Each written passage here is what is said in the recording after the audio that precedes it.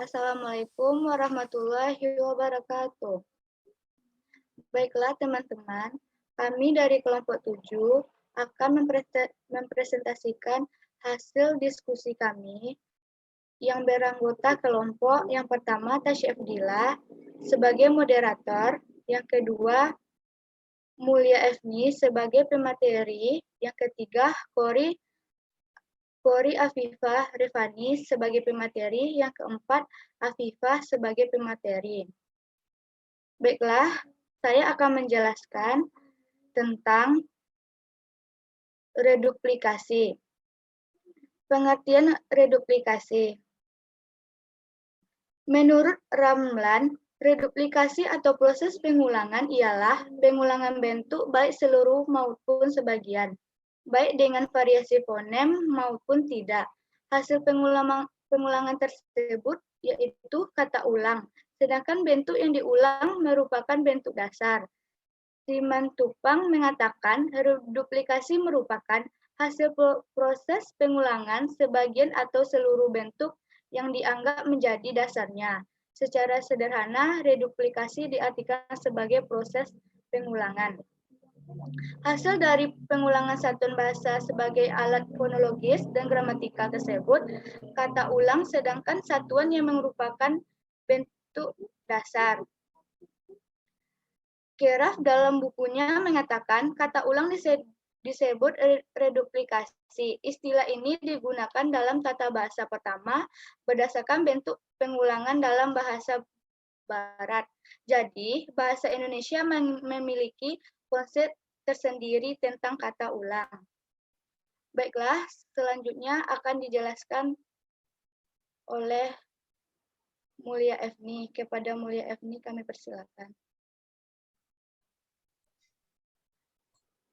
Kita masuk kepada pembagian reduplikasi. Yang pertama adalah reduplikasi berdasarkan bentuknya. Menurut bentuknya, reduplikasi nomina dapat dikelompokkan menjadi 4, yaitu reduplikasi utuh, reduplikasi salin suara, dan reduplikasi sebagian. Yang keempat, reduplikasi yang disertai dengan pengafiksasian.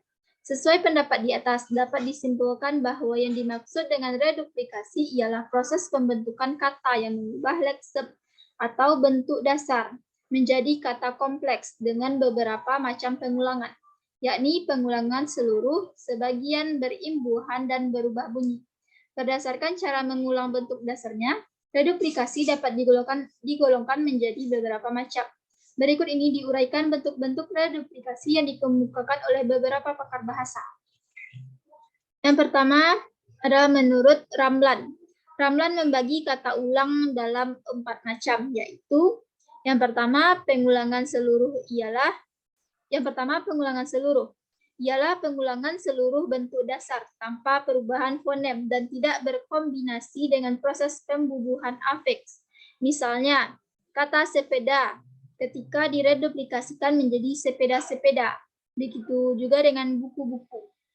Nah, yang kedua adalah pengulangan sebagian. Pengulangan sebagian ialah pengulangan sebagian dari bentuk dasarnya. Di sini bentuk dasar tidak diulang seluruhnya. Hampir semua bentuk dasar pengulangan golongan ini berupa bentuk kompleks. Yang berupa bentuk tunggal hanyalah kata lelaki, yang dibentuk dari bentuk dasar laki. Tetamu yang dibentuk dari bentuk dasar tamu, beberapa yang dibentuk dari bentuk dasar berapa, pertama-tama yang dibentuk dari bentuk dasar pertama, dan segala-gala yang dibentuk dari bentuk dasar segala. Yang ketiga adalah pengulangan yang berkombinasi dengan proses pembubuhan afiks. Dalam penggolongan ini, bentuk dasar ulang seluruhnya dan berkombinasi dengan proses pembubuhan afiks.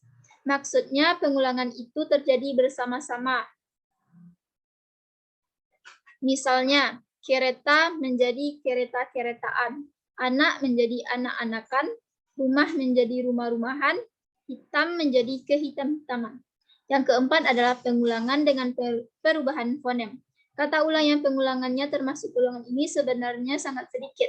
Di samping bolak-balik terdapat kata kebalikan, sebaliknya, dibalik, membalik. Dari perbandingan ini, ini dapat disimpulkan bahwa bolak-balik dibentuk dari bentuk dasar balik yang diulang seluruhnya dengan perubahan fonem, ialah dari huruf A menjadi huruf O, dan dari huruf I menjadi huruf A. Contoh lain misalnya gerak-gerik, robek-rabek, serba-serbi, sayur-mayur.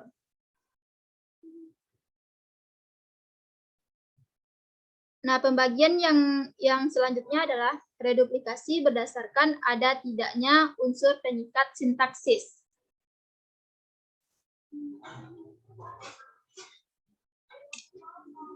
Reduplikasi ini dibagi menjadi dua. Yang pertama, reduplikasi bebas konteks, yaitu reduplikasi yang artinya langsung dapat diketahui tanpa melihat konteks, seperti seperti tidur-tiduran yang berarti tidur-tidur, baik-baik yang berarti jamak. Yang kedua adalah reduplikasi terikat konteks, yaitu reduplikasi yang artinya harus ditentukan dengan melihat konteksnya. Misalnya dalam kalimat sudah 2 malam kami tak tidur-tidur. Yang kedua, jagalah adiknya itu baik-baik. Saya kembalikan kepada moderator. Baiklah, selanjutnya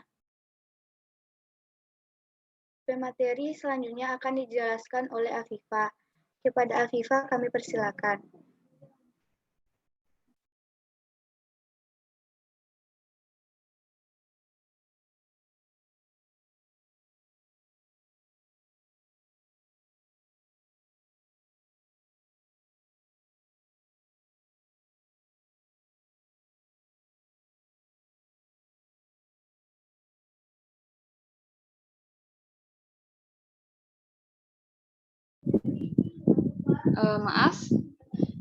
Baiklah, saya terima kasih kepada moderator. Selanjutnya saya akan membacakan materi yang kedua, yaitu makna reduplikasi. Makna dari reduplikasi ini adalah makna gramatikal yang timbul akibat terjadinya proses pengulangan. Menurut Ramlan,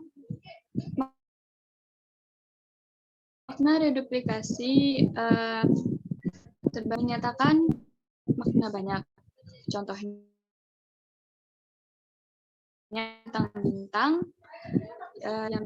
yang berarti banyak bintang. Pembangunan yang berarti banyak pembangunan. Yang kedua, menyatakan makna banyak yang berhubungan dengan kata yang diterangkan. Misalnya, mahasiswa yang pandai-pandai mendapat beasiswa. Selanjutnya, menyatakan makna tak bersyarat atau meskipun. Misalnya, jambu-jambu mentah dimakannya. Pengulangan pada jambu dapat diganti dengan kata meskipun. Menjadi meskipun jambu mentah dimakannya. Contoh-contoh lain misalnya duri-duri diterjang yang dapat diartikan sebagai meskipun duri diterjang. Darah-darah diminum meskipun darah diminum.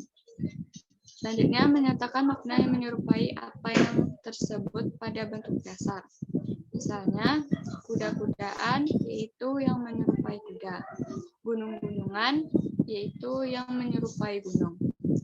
Selanjutnya, menyatakan bahwa perbuatan yang tersebut pada bentuk dasarnya dilakukan berulang-ulang. Misalnya, berteriak-teriak, yaitu berteriak berkali-kali. Menyobek-nyobek, yaitu menyobek berkali-kali.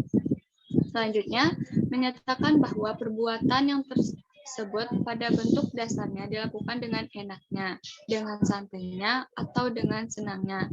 Misalnya, berjalan-jalan, yaitu berjalan dengan santainya. Makan-makan, yaitu makan dengan santainya. Selanjutnya, menyatakan bahwa perbuatan tersebut pada bentuk dasar itu dilakukan oleh dua pihak dan saling mengenai. Dengan kata lain, perulangan itu menyatakan makna saling. Misalnya, pukul memukul yaitu saling memukul, pandang memandang yaitu saling memandang. Selanjutnya, menyatakan hal-hal yang berhubungan dengan pekerjaan yang dimana pada bentuk dasarnya, Misalnya, cetak mencetak, yaitu hal yang berhubungan dengan pekerjaan mencetak. Jilid menjilid, yaitu hal yang berhubungan dengan pekerjaan menjilid. Menyatakan makna agak, misalnya kemerah-merahan itu agak merah, kehitam-hitaman yaitu agak hitam. Selanjutnya, menyatakan makna tingkat yang paling tinggi yang dapat dicapai. Dalam hal ini, pengulangan berkombinasi dengan proses pembubuhan afix seimbuhannya. Misalnya, sepenuh-penuhnya, yaitu tingkat penuh yang paling tinggi yang dapat dicapai, sepenuh mungkin. Serajin-rajinnya, tingkat rajin yang paling tinggi yang dapat dicapai, serajin mungkin. Selanjutnya, materi yang terakhir menyatakan intensitas perasaan.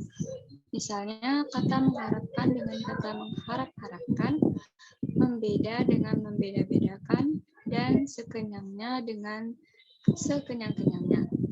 Itu yang dapat saya sampaikan. Saya kembalikan kepada moderator. Baiklah, materi selanjutnya akan disampaikan kepada Kori Afifah. Kepada Kori kami persilakan. Baik, terima kasih kepada moderator, yaitu saya akan menjelaskan tipe-tipe reduplikasi morfologis. Ada 18 pola reduplikasi berdasarkan bentuknya, yaitu tipe R1, bentuknya dasar, plus reduplikasi D plus R, rumah-rumah, pohon-pohon, perdebatan-perdebatan. Tipe R2, bentuk dasar replikasi Fomen D plus R, bolak-balik, kelap-kelip, deras-deros. Tipe ketiga, dasar bentuk dasar reduplikasi berlari-lari, berteriak-teriak. Tipe keempat, bersalam-salam, berpacar-pacaran. Tipe kelima, anak beranak, adik beradik, kait berkait. Tipe keenam, membolak-membolak, membawa-bawa, melihat-lihat. Tipe ketujuh, pukul-memukul, tolong-menolong, bantu-membantu. Tipe ke-8, hormat-menghormat, cinta-mencinta, dulu-mendahulu.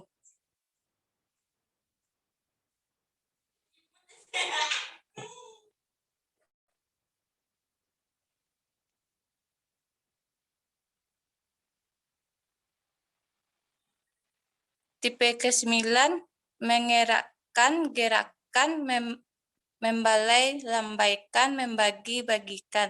Tipe 10, menghalang-halang, menakut-nakuti, menutup-nutupi. Tipe 11, setinggi-tingginya, sekuat-kuatnya, seberat-beratnya.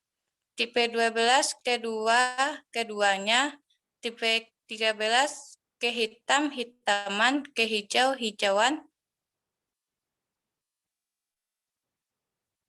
Tipe ke-14, rumah-rumahan, kapal-kapalan. Tipe ke-15, kilau-kilauan, taram-teraman, tali-temali, turun-temurun. Tipe 16, tentangan, lelaki, leluhur, seseorang, beberapa, sesuatu, sekali. Reduplikasi sematis yaitu mengulangkan kata yang memiliki arti yang bersinonim seperti cerdik, pandai, arif, bijaksana, turun kata, sama, berlukar. Tipe reduplikasi lain yang muncul sangat terbatas seperti hal, ihwal, adat, istiadat, alim, ulama, sebab, musabab. Reduplikasi berdasarkan fungsinya. A. Reduplikasi paradigmatis. B. Reduplikasi derivasional. reduplikasi berdasarkan ada tidaknya unsur pengingkatan sintaksis. A. Reduplikasi bebas konteks. B. Reduplikasi terikat konteks.